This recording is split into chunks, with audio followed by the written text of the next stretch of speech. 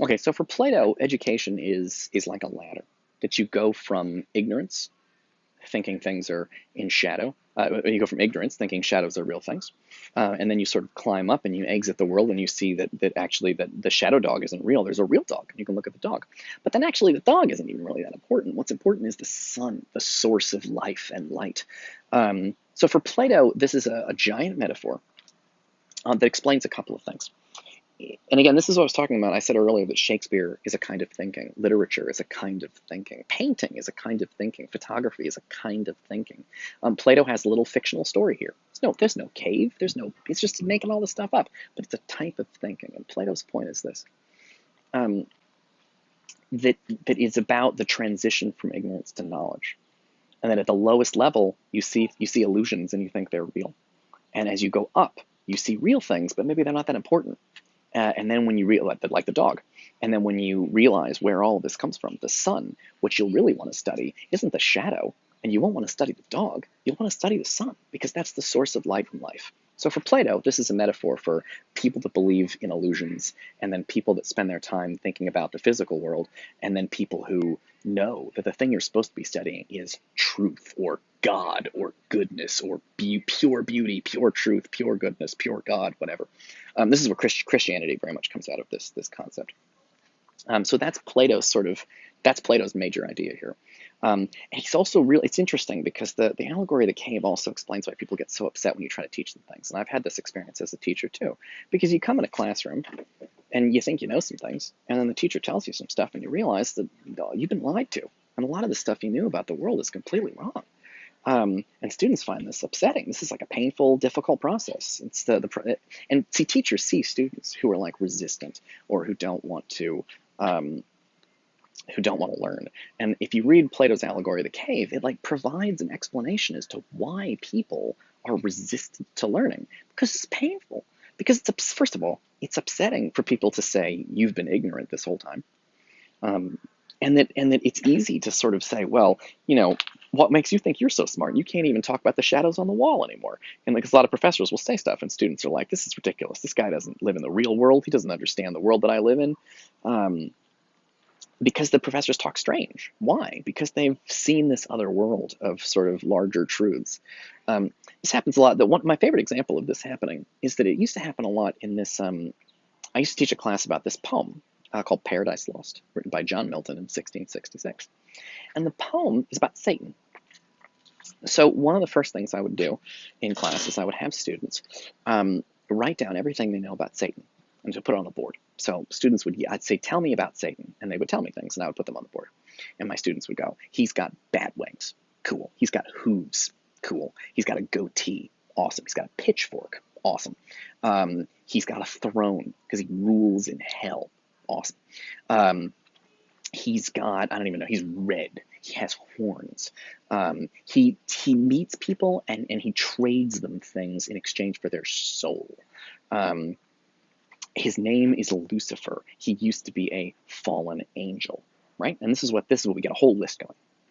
And then I upset all my students and I blow their minds by telling them none of it is in the Bible. Students get very upset because they've been told it was in the Bible. See, but that's like the shadow on the wall, right? They got used to the shadow on the walls and they thought the shadows on the wall were real, but they are not real. And similarly, people have told them they have the whole story about Satan that they got, I don't know, from their parents, from preachers, ministers, I don't know, but it's not right. I don't know if it's right or not. That's a bigger question, but it's not in the Bible. Nowhere in the Bible is Satan ever physically described. So this whole thing about horns and goatee and he's red and he has bat wings, none of it, and a pitchfork, none of that's in the Bible.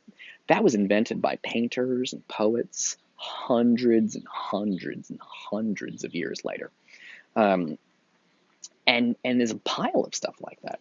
This whole idea that Satan's real name is Lucifer and that he used to be a fallen angel, the Bible doesn't say that. The Bible does talk about someone named Lucifer, and it's like a metaphor for Satan, but it's not at all clear that that's supposed to be the same creature in the Bible. And this gets so complicated. There's so much more to this. The word Satan in Hebrew means opponent. And so the word Satan occurs in the Bible a whole bunch of times to mean opponent. But sometimes it's like a friend of yours. If someone's opposing you in a boxing match, they are your Satan. They are your opponent. So the Bible keeps saying Satan this and Satan that and Satan this and Satan that.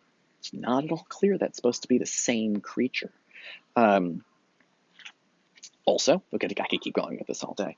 At the beginning of the Bible, if you know the Bible, the way the Bible starts is, right, God, Adam and Eve are in the Garden of Eden, and he says, do whatever you want, but don't eat the fruit of this one tree, or you'll get in trouble. And then a serpent comes over and says, you should definitely eat the fruit of that tree, and they do, and they go against God, and they get kicked out of paradise.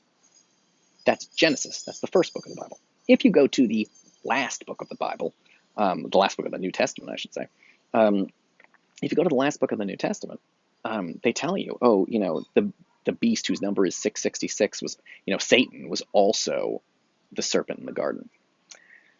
Which, okay, fine, but I'm not at all clear. The last book of the Bible was written 800 years after the first book of the Bible. I don't think the person who wrote the Bible, and again, some people think the Bible was written by God or supernatural forces or whatever, but there's a lot of historical scholarship that says it was written by human beings.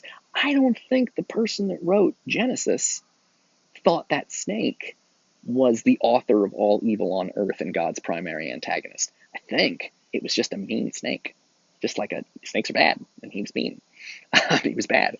But I don't think that's supposed to be the great beast whose number is 666. It's only later in the Bible that they go, oh, by the way, that serpent at the beginning, that was Satan. The same Satan who was in the middle of the Bible in the book of Job, and the same Satan that's at the end of the Bible, fighting God. And it's not at all clear. And I could do stuff like this all day. In the Bible, hell is just a hole in the ground where people go when they die, and if they're bad. And it has fire, but no light. Later on, hell has levels, the different levels of hell, and depending on your sin, you go to a different level of hell. That's not in the Bible. If someone's going to ferry your soul through hell, that's not in the Bible. The Bible does not say hell has a public transportation system, and it does not say hell is a city with subsections. It's just like a hole in the ground. Why do people think that why do people think that hell has levels? Or that Satan is the ruler in hell on a throne? Where'd they get that from? They got it from poems.